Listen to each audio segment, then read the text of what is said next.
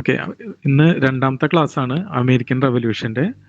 നമ്മൾ ആദ്യത്തെ ക്ലാസ്സിൽ എങ്ങനെയാണ് അമേരിക്ക എന്ന് പറഞ്ഞ രാജ്യം, അതായത് 13 കോളനികൾ രൂപീകരിച്ചത്, അതിൻ്റെ ജോഗ്രാഫിക്കൽ പ്രത്യേകതകൾ എന്താണ്, അതുപോലെ തന്നെ പിന്നീട് എങ്ങനെയാണ് ഒരു പല കോളനികളും അതിൻ്റെ വികാസം പ്രാപിച്ചത്, അതിനുശേഷം പിന്നെ ബ്രിട്ടനിലെ ഇൻഡസ്ട്രിയൽ റവല്യൂഷന്റെ ഭാഗമായിട്ട് ബ്രിട്ടീഷ് പോളിസി, ഇമ്പീരിയൽ പോളിസീസ് എങ്ങനെയാണ് അമേരിക്കയിൽ ശക്തമാക്കിയത്, അതിന്റെ ഭാഗമായിട്ട് അമേരിക്കക്കാരുടെ അടുത്തുനിന്ന് ബ്രിട്ടീഷ് ഗവൺമെന്റ് എടുത്തിരുന്ന ടാക്സുകൾ ഏതൊക്കെയായിരുന്നു, അതുപോലെ തന്നെ മെർക്കാൻഡലിസ്റ്റ് പോളിസീസ് നമ്മൾ നോക്കി, ഗ്രാൻവില്ലെ ആക്ട്സ്, അതുപോലെ ടൗൺഷെൻഡ് ആക്ട്സ്, അവസാനം ബോസ്റ്റൺ ടീ പാർട്ടി.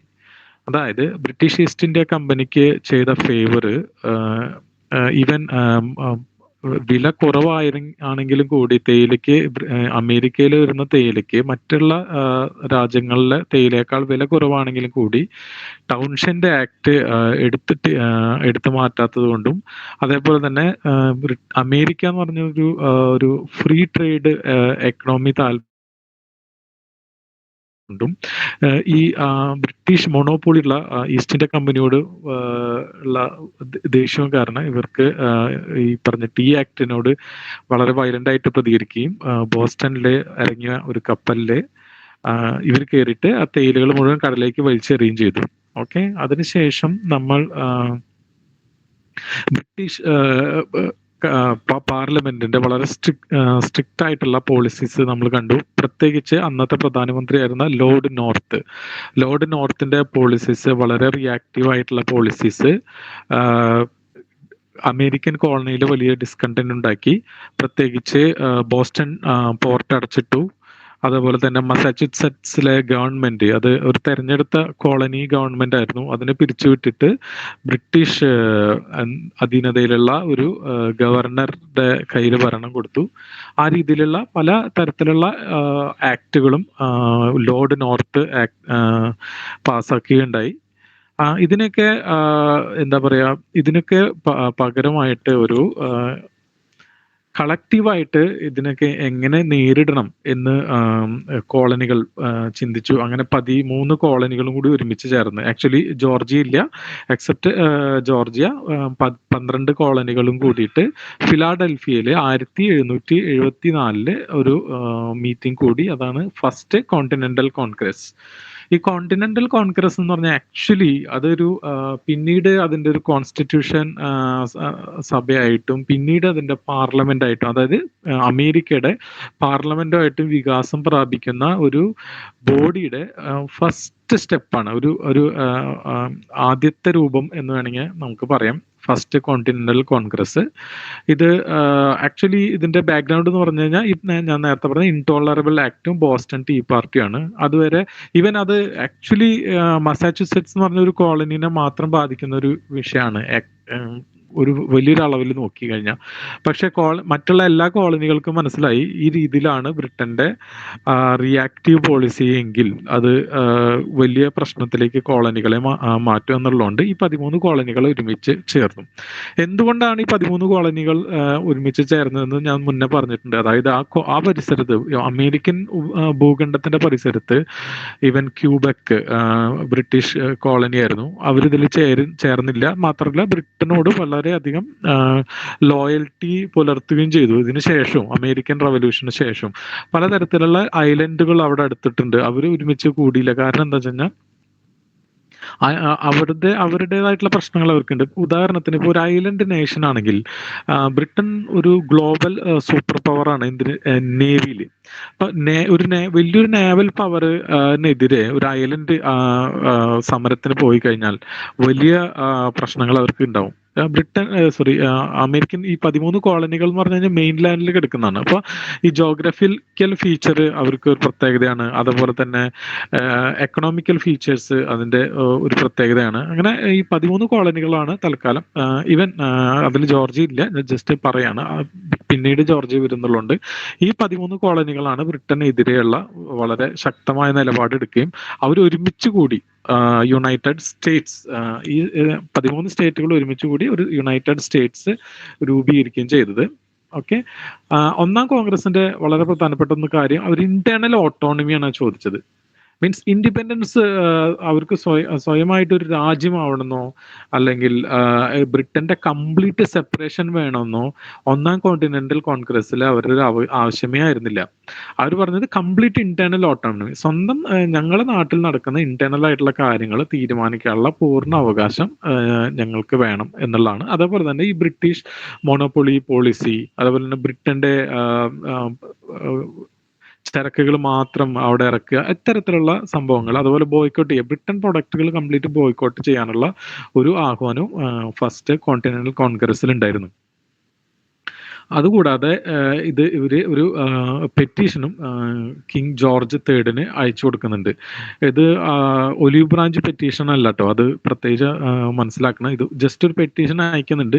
അത് കൂടാതെ രണ്ടാമത് ഒരു പെറ്റീഷൻ സെക്കൻഡ് കോണ്ടിനെന്റൽ കോൺഗ്രസിൽ അയക്കുന്നുണ്ട്. അതാണ് ഒലിവ് ബ്രാഞ്ച് പെറ്റീഷൻ. ഓക്കെ. ഇങ്ങനെ ഇരിക്കുന്ന സമയത്ത് 1775 റവല്യൂഷൻ ഒഫീഷ്യലി നമുക്ക് ബ്രോക്ക് ആയിട്ട് കാണാൻ പറ്റും. അതിന്റെ ആ ഇൻസിഡന്റിന്റെ പേരാണ് battle of Lexington and concord. ഈ ബാറ്റിൽ ഓഫ് ലെക്സിംഗ്ടൺ കോൺകോർഡ് എന്ന് പറഞ്ഞു കഴിഞ്ഞാൽ ഈ യുദ്ധം നടന്ന സ്ഥലത്തിന്റെ പേരാണത് രണ്ടും, ലെക്സിംഗ്ടണും കോൺകോർഡും. ഓക്കെ. അത് എന്ത് സംഭവിച്ചു വെച്ച് കഴിഞ്ഞാൽ, അന്നത്തെ ഒരു സമയത്ത് ബ്രിട്ടീഷ് ഗവർണർ, ഞാൻ നേരത്തെ പറഞ്ഞല്ലോ മസാച്യുസെറ്റ്സിൽ ബ്രിട്ടീഷ് ഗവർണറാണ് ഭരിച്ചിരുന്നത്. അപ്പൊ അവര് ഈ കോൺകോർഡ് എന്ന് പറഞ്ഞ സ്ഥലത്ത്, ബോസ്റ്റന്റെ അടുത്തുള്ള ഒരു സ്ഥലമാണ് ഈ കോൺകോർഡ് എന്ന് പറഞ്ഞ സ്ഥലത്ത്, റവല്യൂഷണറീസ് ഒരുപാട്, ഓക്കെ, റവല്യൂഷണറി എന്ന് പറയുമ്പോഴേ നമുക്ക് ഈ 1970 ആദ്യം ഫസ്റ്റ് കോണ്ടിനെന്റ് കോൺഗ്രസ് തുടങ്ങി ഈ ലെക്സിംഗ്ടൺ കോൺകോർഡ് ബാറ്റിൽ വരെ പല മിലീഷ്യ ഗ്രൂപ്പുകൾ ഉണ്ടായിരുന്നു. അതായത് ഓരോ കോളനിയിലും ചിലപ്പോൾ കുറച്ച് ആൾക്കാർ ബ്രിട്ടനെ എതിർക്കുന്ന ആൾക്കാർ, അതുപോലെ തന്നെ ചില സൺസ് ഓഫ് ലിബർട്ടി എന്ന് പറഞ്ഞിട്ടുള്ള പ്രസ്ഥാനത്തിന്റെ ഭാഗമായിട്ടുള്ള ആൾക്കാർ, അങ്ങനെ പല സ്ഥലങ്ങളിലും പല രീതിയിലാണ് ഈ മിലീഷ്യ ഗ്രൂപ്പ് ഉണ്ടായിരുന്നത്. ഇവരുടെ കയ്യിൽ ആയുധങ്ങളൊക്കെ ഉണ്ടായിരുന്നു. ഇവര് ബ്രിട്ടനെതിരെ പല സ്ഥലങ്ങളിലും പൊരുതി നിന്നിരുന്നു. ഓക്കെ. അപ്പൊ ഈ വിവരം കിട്ടുന്നത് ഈ രീതിയിലാണ്. കോൺകോർഡിൽ ഒരുപാട് ആയുധങ്ങൾ കൂട്ടിവെച്ചിട്ടുണ്ട് ആ സ്ഥലത്ത്. അപ്പൊ ഗവർണർ എന്ത് ചെയ്തു? ഗവർണർ ആക്ച്വലി വീണ്ടും കൂടുതൽ സപ്പോർട്ട് ബ്രിട്ടനോട് ചോദിക്കുന്നുണ്ട്. അപ്പൊ ബ്രിട്ടൻ ഇത്രയും ആൾക്കാരെ, മീൻസ് അത്രയും ആർമീനെ, അവിടെ സ്റ്റാൻഡിങ് ആർമീനെ നിർത്താനുള്ള താല്പര്യമൊന്നും ബ്രിട്ടൻ ഉണ്ടായിരുന്നില്ല. അപ്പൊ ബ്രിട്ടൻ എന്ത് പറഞ്ഞു, അവിടെ ഒരു സീജ് കൊടുക്കുക, കോൺകോർഡിൽ പോയിട്ട് എന്തെങ്കിലും ആർസണൽസ് കിട്ടുകയാണെങ്കിൽ അത് എടുത്ത് വരാൻ പറഞ്ഞു. അങ്ങനെ ഇവര് കുറച്ച് സൈന്യം, മീൻസ് ബ്രിട്ടീഷ് സൈന്യം കോൺകോർഡിലേക്ക് പോകും. അവിടെ ഒന്നും കിട്ടാതിരിക്കും. തിരിച്ചു വരുമ്പോൾ ലെക്സിംഗ്ടൺ എന്ന് പറഞ്ഞിട്ടുള്ള ഒരു വില്ലേജ് ഉണ്ട്. ഈ സ്ഥലത്ത് വെച്ചിട്ട് അവിടെയുള്ള ആൾക്കാരുമായിട്ട്, കോളനിസ്റ്റ് അതുപോലെ തന്നെ ഈ ഫ്രീഡം ഫൈറ്റേഴ്സുമായിട്ട് ചെറിയൊരു ബാറ്റിൽസ്, ആക്ച്വലി ഇതൊരു ബാറ്റിൽ എന്നല്ല, ഒരു സ്കിർമിഷ് എന്ന് പറയാം, ഒരു 10-200 ആൾക്കാർ കൂടിയിട്ടുള്ള ഒരു ബാറ്റിൽ ആയിരുന്നു നടന്നത്. എന്നിട്ട് കുറച്ച് പേര് മരിച്ചു. ഓക്കെ. ഈ ഒരു സംഭവം സാമുവൽ ആഡംസിനെ അറിയാലോ, മറ്റേ സൺസ് ഓഫ് ലിബർട്ടിയുടെ നേതാവായിരുന്നു. അപ്പൊ ഇവര് വലിയൊരു വിഷയമായിട്ട് ഇതെടുത്തു. നോക്കൂ, ഇവിടെ ബ്രിട്ടീഷുകാർ വന്നിട്ട് എന്തൊക്കെയാണ് ചെയ്യുന്നത്, നമ്മുടെ നാട്ടില് സാധാരണക്കാർക്ക് ജീവിക്കാൻ പറ്റുന്നില്ല, ഇവര് വരുന്നു, വീടുകളിൽ കയറി സ്ത്രീകളെ റേപ്പ് ചെയ്യുന്നു, അതുപോലെ തന്നെ ആൾക്കാരെ വധിക്കുന്നു, അങ്ങനെയൊക്കെയുള്ള ഉള്ളതും ഇല്ലാത്തതും കൂടിയിട്ട് വലിയ കഥകൾ അടിച്ച് ഇറക്കി വിട്ടു. അപ്പൊ കോളനികളിൽ മൊത്തം ഇതൊരു വലിയൊരു സംഭാഷണമായി. ഓക്കെ. ഈ ഭയങ്കരമായിട്ടുള്ള അട്രോസിറ്റീസ് കൂടുകയാണ് ബ്രിട്ടന്റെ ഭാഗത്തു നിന്ന്. അപ്പൊ അതിന്റെ ഭാഗമായിട്ടാണ് രണ്ടാം കോണ്ടിനെന്റൽ കോൺഗ്രസ് വരുന്നത് 1775. 1775 വന്നിട്ട് ഈ രണ്ടാമത്തെ കോണ്ടിനെന്റൽ കോൺഗ്രസ് കണ്ടിന്യൂസ് ആയിട്ട് വർക്ക് ചെയ്യുന്നുണ്ട്, ഇവർക്ക് സ്വാതന്ത്ര്യം കിട്ടുന്നത് വരെ. അതിനുശേഷമാണ് ഓൾമോസ്റ്റ് ഇതേ ബോഡി തന്നെയാണ് പിന്നീട് അവരുടെ നിയമനിർമ്മാണ സഭയായിട്ട് മാറുന്നത്. നമുക്ക് അങ്ങനെ പഠിക്കാനില്ല, പക്ഷെ നിങ്ങൾക്ക് കൃത്യമായിട്ട് കാണാൻ പറ്റും. ഈ കോണ്ടിനെന്റൽ കോൺഗ്രസ് ആണ് ആക്ച്വലി ഒരു ലെജിസ്ലേറ്റീവ് അസംബ്ലി ആയിട്ടും അതിന്റെ ഡെലിബറേറ്റീവ് ബോഡി ആയിട്ടും ഒക്കെ മാറുന്നത്.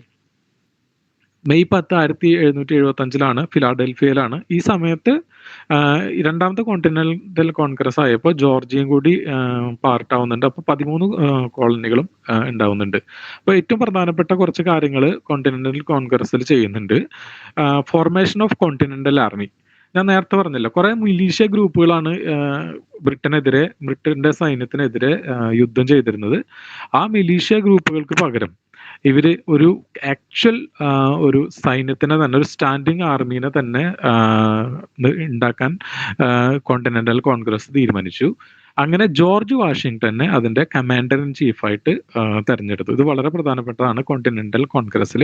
ഈ ജോർജ് വാഷിങ്ടൺ ആണ് പിന്നീടുള്ള യുദ്ധങ്ങൾക്ക് നേതൃത്വം കൊടുക്കുന്നതും അവസാനം ബ്രിട്ടന്റെ കോൺവാലിസിനെ ബാറ്റിൽ ഓഫ് യോർക്ക് ടൗണിൽ വെച്ച് തോൽപ്പിക്കുന്നതും. ഓക്കെ, അതുപോലെ തന്നെ ഡിക്ലറേഷൻ ഓഫ് ഇൻഡിപെൻഡൻസിനെ കുറിച്ച് നമ്മൾ കൂടുതലായിട്ട് പറയും.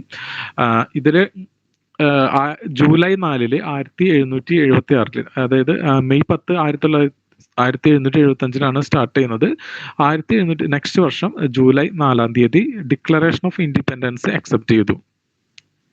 ഡിക്ലറേഷൻ ഓഫ് ഇൻഡിപെൻഡൻസിലാണ് അതിനെക്കുറിച്ച് കുറച്ച് ഡീറ്റെയിൽ ആയിട്ട് ഞാനൊരു സ്ലൈഡും കൂടി കൊടുത്തിട്ടുണ്ട്. മനുഷ്യനെ ദൈവം സൃഷ്ടിച്ചത് ഈക്വൽ ആയിട്ടാണ്. എല്ലാ അവകാശങ്ങളും അവനുണ്ട്. പ്രത്യേകിച്ച് 3 അവകാശങ്ങൾ: 1 life, 2 liberty, 3 pursuit of happiness. Okay, ഇത് വളരെ പ്രധാനപ്പെട്ടതാണ് ഈ ഡിക്ലറേഷൻ ഓഫ് ഇൻഡിപെൻഡൻസ്. ഓക്കെ,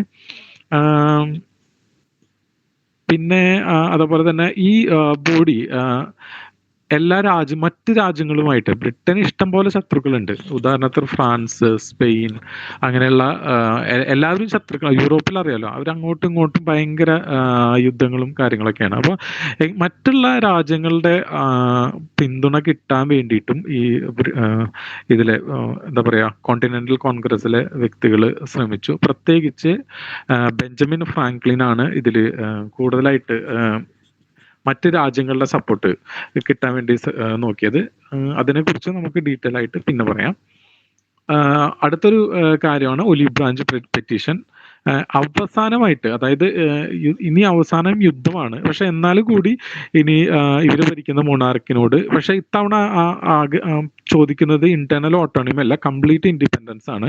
ഒരു യുദ്ധം ഒഴിവാക്കാനുള്ള അവസാന നടപടി എന്നുള്ള രീതിയിൽ ഒലിവ് ബ്രാഞ്ച് പെറ്റീഷൻ ജോർജ് 3 രണ്ടാമത്തെ കോണ്ടിനെന്റൽ കോൺഗ്രസ് കൊടുക്കുന്നുണ്ട്. പക്ഷെ അത് അദ്ദേഹം തുറന്നു നോക്കാൻ പോലും തയ്യാറായില്ല, അത് റിജക്ട് ചെയ്തു എന്നാണ് പറയുന്നത്. ഓക്കെ, ഇവർക്ക് സമയത്തുള്ള സ്ട്രഗിൾസ് എന്ന് പറയുന്നത് മിലിറ്ററി സ്ട്രഗിൾസ് ആണ് മെയിനായിട്ട്. വളരെയധികം മിലിറ്ററി സ്ട്രഗിൾസ്. പുതിയതായിട്ടൊരു രാജ്യം ഉണ്ടാവുകയാണ്. അവർക്ക് പുതിയതായി ഒരു നേവൽ ഫ്ലീറ്റ് ഇല്ല. അതുപോലെ തന്നെ ഒരു മിലിറ്ററിയുടെ ഒരു ഡിസിപ്ലിനിൽ പ്രൊഫഷണലായിട്ട് ഈ ബ്രിട്ടൻ എന്ന് പറയുമ്പോൾ അറിയാലോ, 1770 സൂപ്പർ പവറാണ്. അത്രയും വലിയൊരു ആർമീനെ എതിരിടാൻ സാധാരണ ആൾക്കാർക്ക്, പ്രൊഫഷണൽ അല്ലാത്ത ആർമീനെ വെച്ച് അത് വലിയൊരു സ്ട്രഗിൾ ആയിരുന്നു. പിന്നെ ഇന്റേണൽ ഡിവിഷൻ, കോളനി എന്ന് പറയുന്നത് ഒരു എന്താ പറയുക, ഒരു പുതിയൊരു രാജ്യമായിട്ട് മാറുകയാണ്. ഈ സ്ട്രഗിൾ മനസ്സിലാവണമെങ്കിൽ നമുക്ക് നമ്മുടെ ഇന്ത്യ എങ്ങനെയായിരുന്നു, ഇന്ത്യ എങ്ങനെ ഒരു രാജ്യമായി എന്നുള്ള സ്ട്രഗിളും കൂടി മനസ്സിലാക്കും. നമ്മൾ മലയാളി, അതുപോലെ തമിഴൻ, അതുപോലെ മറാത്ത, അതുപോലെ അങ്ങനെയുള്ള പല റീജിയനായിട്ട്, ലാംഗ്വേജ് ആയിട്ട് നമ്മൾ വിഘടിച്ചെടുക്കുകയാണ്. അതുപോലെ തന്നെ സൗത്ത്, നോർത്ത്, ഗഞ്ചറ്റിക് ബെൽറ്റ്, അതുപോലെ ജോഗ്രാഫിക് ആയിട്ടുള്ള ലൊക്കേഷനിൽ ഇന്ത്യ വളരെ വാസ്റ്റാണ്. ഇവർ ആ സമയത്ത് വളരെ ചെറുതാണ്. എങ്കിൽ കൂടി ഒരുപാട് ഇന്റേണൽ ഡിവിഷൻസ് ഉണ്ടായിരുന്നു. അതിനെ ഓവർകം ചെയ്യണം. അതുപോലെ തന്നെ എക്കണോമിക് ഹാർഡ്ഷിപ്പ്. ആ സമയത്തൊരു വളരെ എന്താ പറയാ, താഴെ തട്ടിലുള്ള ഒരു എക്കണോമിയാണ് അവർക്കുള്ളത്. അറിയാലോ, സബ്സർവിയന്റ് ആയിട്ടുള്ള ഒരു കൺട്രിക്ക്, ഒരു കോളനി കൺട്രിക്ക് ഉള്ള എക്കണോമിക് ഹാർഡ്ഷിപ്പ്, ഇതൊക്കെ ഈ സെക്കൻഡ് കോണ്ടിനെന്റൽ കോൺഗ്രസ്സിൽ അവർക്ക് നേരിടേണ്ടി വന്നിട്ടുണ്ട്. ഓക്കെ, പിന്നീട് അതിന്റെ ലെഗസി എന്ന് പറയുന്നത് US സ്വാതന്ത്ര്യത്തിനും പിന്നീട് ഒരു ഡെമോക്രാറ്റിക് ഗവൺമെന്റിനും തുടക്കം കൊടുക്കാൻ ഈ കോണ്ടിനെന്റൽ കോൺഗ്രസിന് സാധിച്ചു. ഇതിലെന്തെങ്കിലും ഡൗട്ട് ഉണ്ടോ ഇതുവരെയുള്ളതിൽ? ഇനി നമുക്ക് കോഴ്സ് ഓഫ് റെവല്യൂഷൻ ആണ്.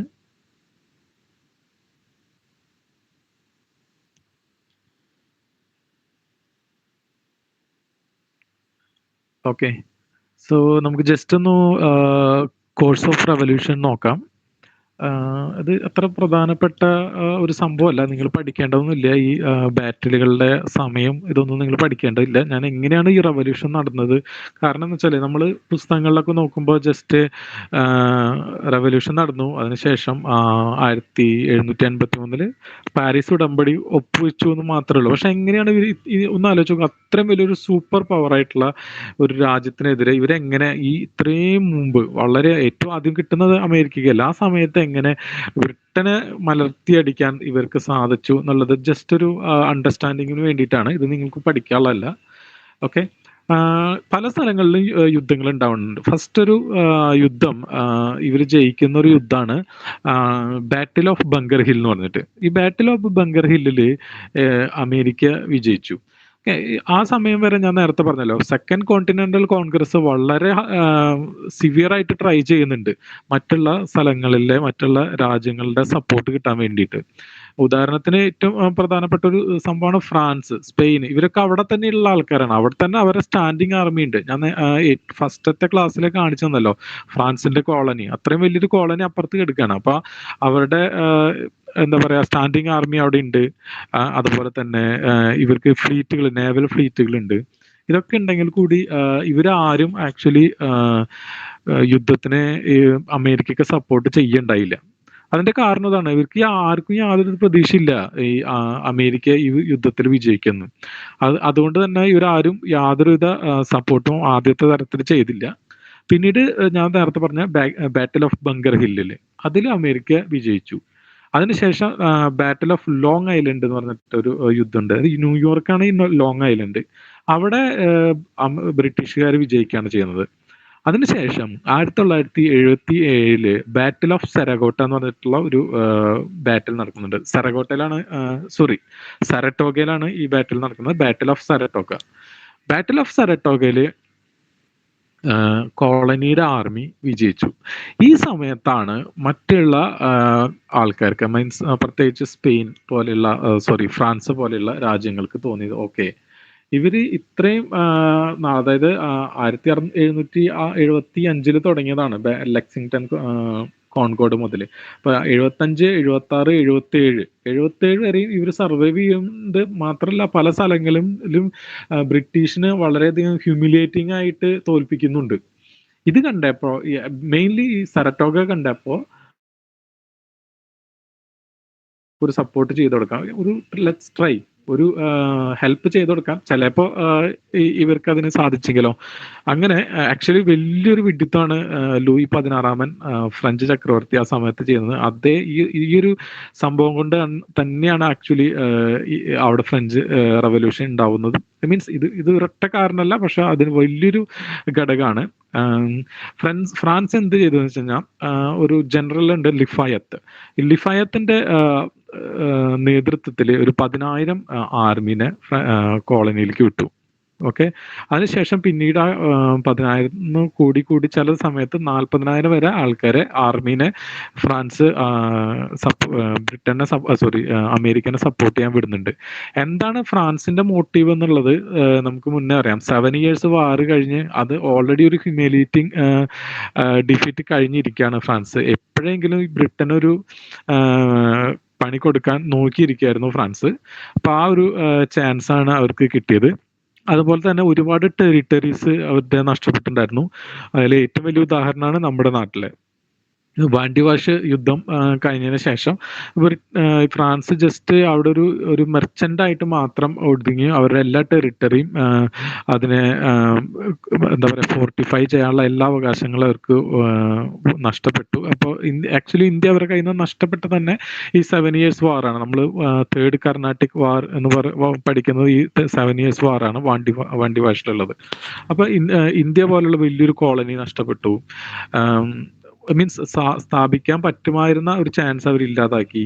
7 years വാറിൽ പല സ്ഥലങ്ങളിലും, അമേരിക്കയിലെ തന്നെ ക്യൂബക്ക് നഷ്ടമായി. മീൻസ് ജസ്റ്റ് അമേരിക്കയുടെ മുകളിലുള്ള ആ ഏരിയ ആണ്. ഞാൻ ഫസ്റ്റ് ക്ലാസ്സിൽ അതും കാണിച്ചിട്ടുണ്ടായിരുന്നു. ക്യൂബക്ക് പോയി. അപ്പോൾ എപ്പോഴെങ്കിലും ഒരു ചാൻസ് കിട്ടുകയാണെങ്കിൽ ബ്രിട്ടനെ തോൽപ്പിക്കാൻ നോക്കിയിരിക്കുകയായിരുന്നു ഫ്രാൻസ്. ഓക്കെ. അങ്ങനെ ഈ 40,000 ആർമീനെ ഇവർക്ക് കൊടുത്തു.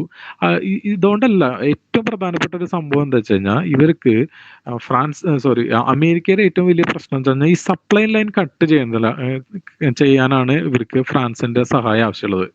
കാരണം എന്താ വെച്ച് കഴിഞ്ഞാൽ അമേരിക്കയിലാണ് യുദ്ധം നടക്കുന്നത്. അപ്പൊ അമേരിക്കയിലെ ആൾക്കാർക്ക്, ആർമിക്ക് കണ്ടിന്യൂസ് ആയിട്ട് സപ്ലൈ കൊടുക്കാൻ അമേരിക്കയ്ക്ക് സാധിക്കും. ഓക്കെ. അതേപോലെ തന്നെ ബ്രിട്ടന് ആക്ച്വലി ഒരു ലിമിറ്റേഷൻ ഉണ്ട്. 13,000 മൈൽസ് അകലെയാണ് ഇവരുടെ മാതൃരാജ്യം. അവിടെ നിന്ന് വേണം സപ്ലൈ വരാൻ, അതല്ലെങ്കിൽ മറ്റ് കോളനികളിൽ നിന്ന്. അപ്പൊ ഈ കോളനികളിൽ നിന്നും ബ്രിട്ടനിൽ നിന്നുള്ള സപ്ലൈ, അതായത് തോക്കായാലും ശരി, വെടിമരുന്നായാലും ശരി, ഇവർക്കുള്ള ഭക്ഷണമായാലും ശരി, ഇത് കട്ട് ചെയ്യാതെ ഇവർക്ക് യുദ്ധം ജയിക്കാൻ പറ്റില്ല.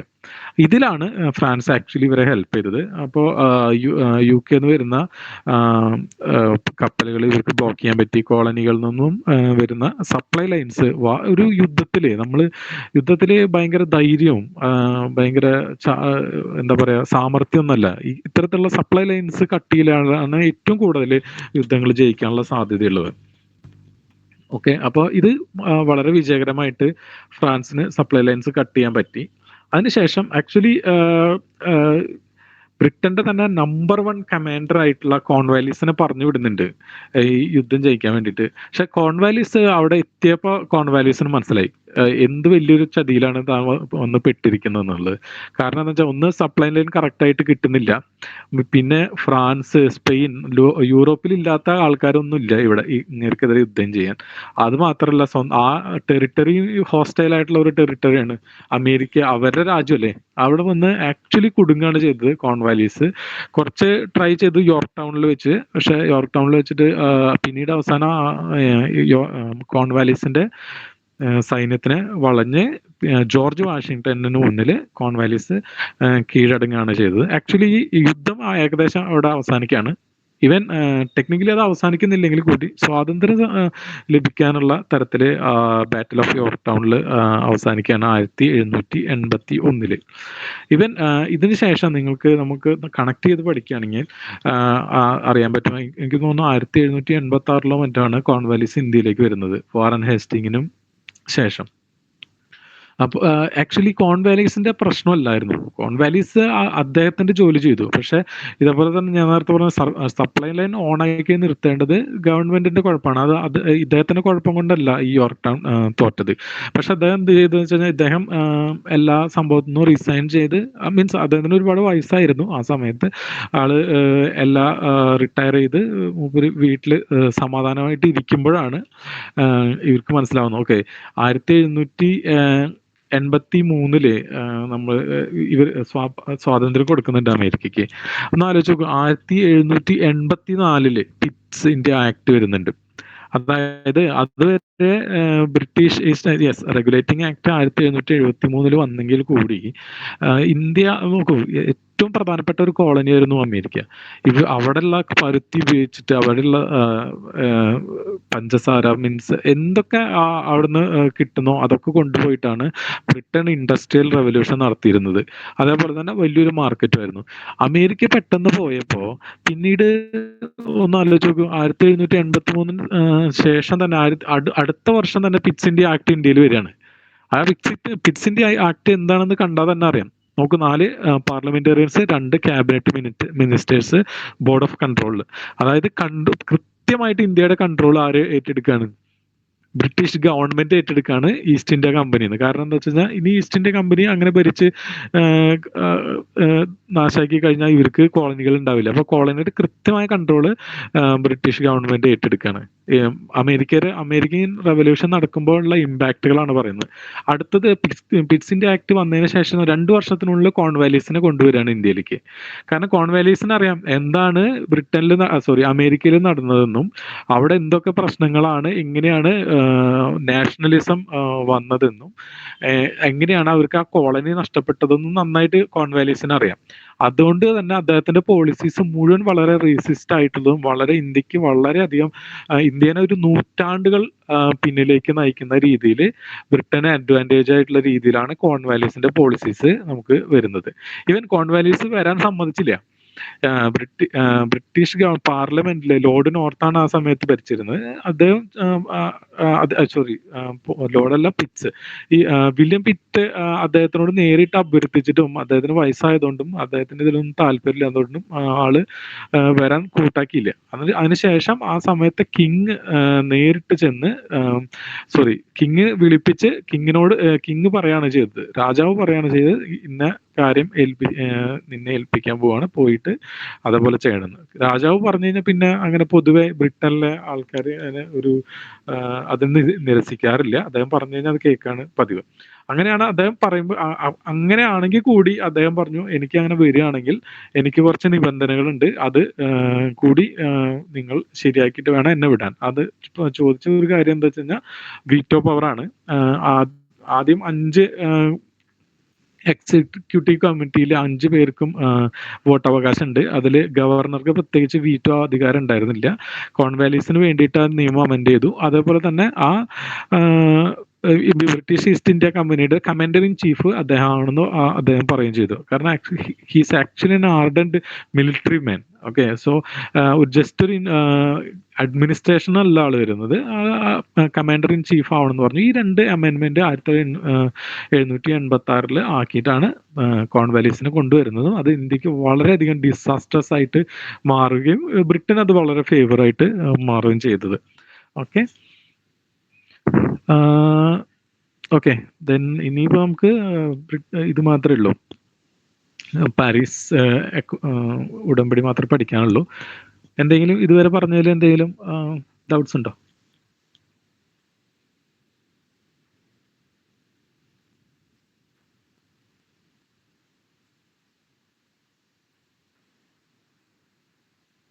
ഓക്കെ, അപ്പോൾ നമുക്ക് ജസ്റ്റ് ലാസ്റ്റ് 2 സ്ലൈഡും കൂടി ഉള്ളൂ, 2-3 സ്ലൈഡും കൂടി ഉള്ളൂ. ഓക്കെ, വളരെ പ്രധാനപ്പെട്ട കുറച്ച് വ്യക്തികളാണ്. ഒന്ന് ജോർജ് വാഷിങ്ടൺ, ഞാൻ നേരത്തെ പറഞ്ഞല്ലോ, George Washington commander in chief ആയിരുന്നു. തോമസ് ജെഫേഴ്സൺ ആണ് മറ്റേ ഡിക്ലറേഷൻ ഓഫ് ഇൻഡിപെൻഡൻസും ഹ്യൂമൻ റൈറ്റ്സും അതൊക്കെ എഴുതിയത്. ഈ പറഞ്ഞ കോണ്ടിനെന്റൽ കോൺഗ്രസിലെ ഒരു ഇൻഫ്ലുവൻഷ്യൽ ഫിഗർ ആയിരുന്നു. അടുത്തത് ബെഞ്ചമിൻ ഫ്രാങ്ക്ലിൻ, അദ്ദേഹം ഒരു ഡിപ്ലോമേറ്റും സ്റ്റേറ്റ്സ്മാൻ ആയിരുന്നു. ഇതും ഞാൻ നേരത്തെ പറഞ്ഞതാണ്, ഫ്രഞ്ച് സപ്പോർട്ട് കിട്ടാൻ വേണ്ടിയിട്ട് ഇദ്ദേഹത്തിന്റെ ഒരു ഇതിലായിരുന്നു കൂടുതലായിട്ട് വർക്ക് ചെയ്തത്. മീൻസ് ഇതായിരുന്നു അതിന് ഒരു key figure. Okay, declaration of independence and its significance.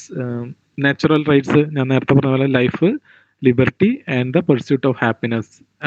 Governments role, ഇത് വളരെ പ്രധാനപ്പെട്ടതാണ്. It states the government are instituted to secure these rights deriving their just power from the consent of governed. Means government എന്ന് പറഞ്ഞു കഴിഞ്ഞാൽ നേരത്തെ പറഞ്ഞ മുമ്പ് നമ്മൾ ആ സമയത്തെ ലോകത്ത് കണ്ടിരുന്ന പോലെ രാജാവിന് ദൈവികമായിട്ടുള്ള ഒരു പവറില്ല. ഗവൺമെന്റ് വരുന്നത് അതായത് ഭരിക്കപ്പെടുന്ന ആൾക്കാരുടെ ചില വളരെ പ്രധാനപ്പെട്ട കുറച്ച് അവകാശങ്ങളുണ്ട്, ഇത് സംരക്ഷിക്കപ്പെടാൻ വേണ്ടിയിട്ടാണ്. ഓക്കെ, അതാണ് ഗവൺമെന്റിന്റെ റോള്. അടുത്തത് റൈറ്റ് ടു റിവോൾട്ട്. അതായത് ഈ തരത്തിലുള്ള കാര്യങ്ങൾ, അതായത് ഗവൺമെന്റിന്റെ ശരിയായിട്ടുള്ള ധർമ്മം ഗവൺമെന്റ് പാലിക്കുന്നില്ല എങ്കിൽ ഓക്കെ, ജനങ്ങൾക്ക് ആ ഗവൺമെന്റിനെതിരെ റിവോൾട്ട് ചെയ്യാനുള്ള ഒരു അവകാശമുണ്ട്. ഇതാണ് റൈറ്റ് ടു റിവോൾട്ട്. ഇത് മൂന്നല്ല, പല കാര്യങ്ങളും ഡിക്ലറേഷൻ ഓഫ് ഇൻഡിപെൻഡൻസിൽ ഉണ്ടായിരുന്നു, വളരെ പ്രധാനപ്പെട്ടതായതുകൊണ്ട് പറയാണ്. Okay, treaty of Paris 1783 September 3 sign ചെയ്തത്. Officially ended the American revolutionary war. Okay, Britain and United States. ഈ ഫ്രാൻസും സ്പെയിനും ആക്ച്വലി ഇതിൽ പാർട്ടായിരുന്നു, നമുക്കത് പഠിക്കേണ്ടതില്ല. ഫ്രാൻസിന് ഇവർക്ക് ഇൻഡിപെൻഡൻസ് കിട്ടുന്നതോട് കൂടിയിട്ട് ഫ്രാൻസിനും കുറച്ച് ടെറിട്ടറി കിട്ടുന്നുണ്ട്. അതിനുശേഷം ഫ്രാൻസ് ഒരുപാട് ഹെൽപ്പ് അമേരിക്കയ്ക്ക് ചെയ്തിട്ടുണ്ട്. ആ ഒരു ഏരിയ ഞാൻ മുന്നേ കാണിച്ചിട്ടുണ്ടായിരുന്നു, അതായത് ആ സ്ഥലങ്ങളിലൊന്നും ഒരു നേഷൻ സ്റ്റേറ്റ് ഇല്ല, ഒരു ഡെമോക്രാറ്റിക് സ്റ്റേറ്റ് ഇല്ല. അപ്പൊ ഈ അമേരിക്ക പുതിയതായിട്ട് ഉണ്ടാവുമ്പോൾ ആരാണ് അതിനെ അംഗീകരിക്കുക? പല രാജ്യങ്ങളും വീണ്ടും അവിടെ പോയി യുദ്ധം ചെയ്യാനോ അല്ലെങ്കിൽ അവരെ ഒഫീഷ്യലായിട്ട് അംഗീകരിക്കാനോ സാധിക്കില്ല. അപ്പൊ ഫ്രാൻസ് ആണ് അതിനെ ഹെൽപ്പ് ചെയ്ത്. ഫ്രാൻസ് ഇന്ന് അത്ര വലിയ ടോപ്പ് പവർ അല്ലെങ്കിലും അന്ന് എന്താ പറയാ, ബ്രിട്ടനോട് എതിരിട്ട് നിൽക്കുന്ന പല സമയങ്ങളും ബ്രിട്ടനേക്കാളും വലിയ പവർ ആയിരുന്നു. പിന്നീട് ഈ ഇൻഡസ്ട്രിയൽ റവല്യൂഷനൊക്കെ ശേഷം പിന്നീട് ബ്രിട്ടൻ ഇന്ത്യ പോലുള്ള വലിയ കോളനികൾ കിട്ടുന്നതോടുകൂടി ബ്രിട്ടൻ വലിയ പവർ ആവുന്നുണ്ട്. പക്ഷെ ഫ്രാൻസ് ആ സമയത്ത് ഒപ്പത്തിനൊപ്പം നിൽക്കുന്ന ഒരു ശക്തി തന്നെയായിരുന്നു. അപ്പൊ ഫ്രാൻസ് ഓൾറെഡി അഗ്രി ചെയ്തുകൊണ്ടാണ് അമേരിക്കയ്ക്ക് ആ സമയത്ത് ഒരു രാജ്യം എന്നുള്ള രീതിയിൽ ഒരു ഐഡന്റിറ്റി കിട്ടാൻ സാധിച്ചത്. ഓക്കെ, പിന്നീട് ഇമ്പാക്റ്റ്, എക്കണോമിക് ഗ്രോത്ത്, ഒരു കൊളോണിയൽ കൺട്രിയിൽ നിന്ന് മാറി സ്വന്തം ഒരു ഡെമോക്രാറ്റിക് കൺട്രി ആയതോട് കൂടിയിട്ട് അവർക്ക് ഇത്തരത്തിലുള്ള അനാവശ്യമായ ടാക്സുകളൊന്നുമില്ല, സ്വന്തം എക്കണോമിക് ആക്ടിവിറ്റി പിന്തുടരാൻ പിന്നീട് എക്സ്പാൻഡ് ചെയ്യാനും ഒക്കെ സാധിച്ചു. ആക്ച്വലി തൊട്ടടുത്ത് കിടക്കുന്ന ലൂസിയാന എന്ന് പറയുന്ന സ്ഥലം നെപ്പോളിയന്റെ കയ്യിൽ നിന്ന് ഒരുപാട് പൈസ കൊടുത്ത് ഇവർ വാങ്ങുന്നുണ്ട്.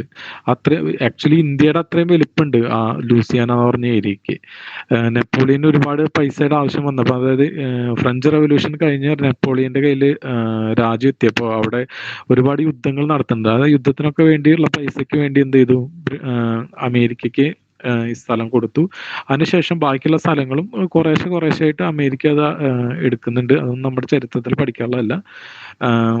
അങ്ങനെ വലിയൊരു എക്സ്പാൻഡ് ചെയ്ത് ഒരു 50 സ്റ്റേറ്റുകളുള്ള വലിയൊരു രാജ്യമായിട്ട് അമേരിക്ക പിന്നീട് മാറി. അതുപോലെ തന്നെ പീപ്പിൾസ് സോവറിനിറ്റി, മുന്നത്തെ ഒരു വളരെ പ്രധാനപ്പെട്ട ഒരു കാര്യം നമുക്ക് അമേരിക്കൻ കോൺസ്റ്റിറ്റ്യൂഷൻ എടുക്കുകയാണെങ്കിലും അമേരിക്കയുടെ പൊളിറ്റി എടുക്കുകയാണെങ്കിലും നമുക്ക് ലക്ഷ്മികാന്തിൽ കുറച്ച് അതിനെക്കുറിച്ച് പഠിക്കാനുണ്ട്. നിങ്ങൾക്കറിയാലോ, നമ്മളുടെ ഒരു ഇതിൽ എന്ന് പറഞ്ഞാൽ നമ്മുടെ എക്സിക്യൂട്ടീവ് എന്ന് പറഞ്ഞു കഴിഞ്ഞാൽ ലെജിസ്ലേറ്റീവിൻ്റെ ഒരു ഭാഗം തന്നെയാണ്. ലെജിസ്ലേറ്റീവിലുള്ള ആൾക്കാർ തന്നെയാണ് എക്സിക്യൂട്ടീവ്. അത് ആക്ച്വലി സെപ്പറേറ്റഡ് അല്ല. ഓക്കെ, ജുഡീഷ്യറി നമ്മുടെ സെപ്പറേറ്റഡ് ആണ്. പക്ഷെ എക്സിക്യൂട്ടീവും ലെജിസ്ലേറ്ററിയും ഈവൻ ഫങ്ഷനല് സെപ്പറേറ്റ് ആണെങ്കിൽ കൂടി ആക്ച്വലി ഇപ്പൊ പ്രധാനമന്ത്രി ആയാലും ശരി, ഏത് മന്ത്രിമാരായാലും ശരി, അവരൊരു ലെജിസ്ലേറ്റീവ് അംഗമായാലേ അവർക്ക് ഇത് മീൻസ് മിനിസ്റ്റേഴ്സ് ആവാൻ പറ്റുള്ളൂ, എക്സിക്യൂട്ടീവിലാവാൻ പറ്റുള്ളൂ. അതുപോലെ തന്നെ ലെജിസ്ലേറ്റീവ് കൺട്രോളും കൂടി ഉണ്ട്. പാർലമെന്റ് എക്സിക്യൂട്ടീവിന്റെ ഉത്തരവാദിത്തം ആരോടാണ് അറിയാമോ ആർക്കെങ്കിലും? പാർലമെന്റിൽ തന്നെ ലോകസഭയോട് ഇവർക്ക് ഉത്തരവാദിത്വമുണ്ട്. അതായത് ലോകസഭയിൽ അവിശ്വാസ പ്രമേയം പാസ്സായി കഴിഞ്ഞാൽ എക്സിക്യൂട്ടീവിന് രാജിവെക്കേണ്ടി വരും. പക്ഷെ അമേരിക്കയിൽ അങ്ങനെയല്ല. അമേരിക്കയിൽ എക്സിക്യൂട്ടീവ് വേറെ, ലെജിസ്ലേറ്റീവ് വേറെ, ജുഡീഷ്യറി വേറെ. ജുഡീഷ്യറി വളരെ പവർഫുള്ളാണ് അമേരിക്കയിൽ. എക്സിക്യൂട്ടീവിന് ലെജിസ്ലേറ്റീവിനോട് യാതൊരുവിധ ഉത്തരവാദിത്വമില്ല. ലെജിസ്ലേറ്റീവിന് വേറെ സെനറ്റ്, അതുപോലെ തന്നെ ഹൗസ് ഓഫ് റെപ്രസെൻറ്റേറ്റീവ്സ് എന്ന് പറഞ്ഞിട്ട് 2 സഭകളുണ്ട്. ഓക്കെ, അങ്ങനെ ആദ്യമായിട്ടാണ് ഇത്തരത്തില് 3 ലെജിസ്ലേറ്റീവ്, അതുപോലെ എക്സിക്യൂട്ടീവ്, അതേപോലെ ജുഡീഷ്യറി, ഇതിന് 3നും സെപ്പറേറ്റ് ചെയ്യുന്നത്. മുമ്പ് അത്തരത്തിലുള്ള വലിയ സെപ്പറേഷൻ നമുക്ക് കാണാൻ സാധിക്കില്ല. മൊണ്ടെസ്ക്യൂവിന്റെ സ്പിരിറ്റ് ഓഫ് ലോ എന്നൊക്കെ പറഞ്ഞ പുസ്തകത്തിൽ ഇതാണ് പറയുന്നത്. അതായത് ഈ കിങ് എന്ന് പറഞ്ഞു കഴിഞ്ഞാൽ വളരെയധികം ശക്തി ആവാൻ കാരണം അദ്ദേഹത്തിന്റെ കയ്യിൽ തന്നെയാണ് ലെജിസ്ലേറ്റീവ് പവറും, അദ്ദേഹത്തിന്റെ കയ്യിൽ തന്നെയാണ് എക്സിക്യൂട്ടീവ് പവറും, അദ്ദേഹത്തിന്റെ കയ്യിൽ തന്നെയാണ് ജുഡീഷ്യറി പവറും. ഇത് 3നും സെപ്പറേറ്റ് ചെയ്താലാണ് ഒരു എന്താ പറയുക, ഡെസ്പോട്ടിസം ഉണ്ടാവാതിരിക്കൂ എന്നുള്ള ഒരു പോളിസി. ഇത് വെച്ച് actually ground level implementation American റവല്യൂഷന്റെ ഭാഗമായിട്ടാണ്. ഓക്കെ, ഇത്രയേ ഉള്ളൂ. ഇന്ന് ക്ലാസ് കുറച്ച് ചെറുതായി, ഓൾറെഡി 2 ക്ലാസ്സിലേക്കുള്ളതേ ഉള്ളൂ. അപ്പൊ അരമണിക്കൂർ കൊണ്ട് കഴിഞ്ഞെന്ന് തോന്നുന്നു. ഓക്കെ, എന്തെങ്കിലും ഇതിനെക്കുറിച്ച് ഡൗട്ട്സ് ഉണ്ടോ, അല്ലെങ്കിൽ എന്തെങ്കിലും കൂടുതൽ ആഡ് ചെയ്യാനുണ്ടോ? ഇന്ന് നമ്മുടെ മറ്റേ മെയിൻ ഗ്രൂപ്പിലേക്ക് ഒന്ന് ഫോർവേഡ് ചെയ്തില്ലെന്ന് തോന്നുന്നു. അതാണ് നമ്മൾക്ക് ആൾക്കാർ കുറച്ച് കുറവാണെന്ന്. Hello sir. പറഞ്ഞോളൂ.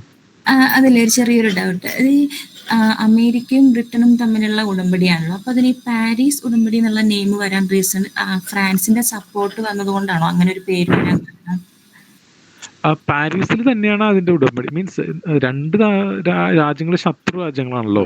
അപ്പോൾ അവരെന്നെ വിളിച്ച് ഒരു മധ്യസ്ഥതയില് കാര്യങ്ങൾ നടത്തിയത് ഫ്രാൻസാണ്. അത് പാരീസിൽ തന്നെയാണ് അത് ഉടമ്പടി നടന്നതും.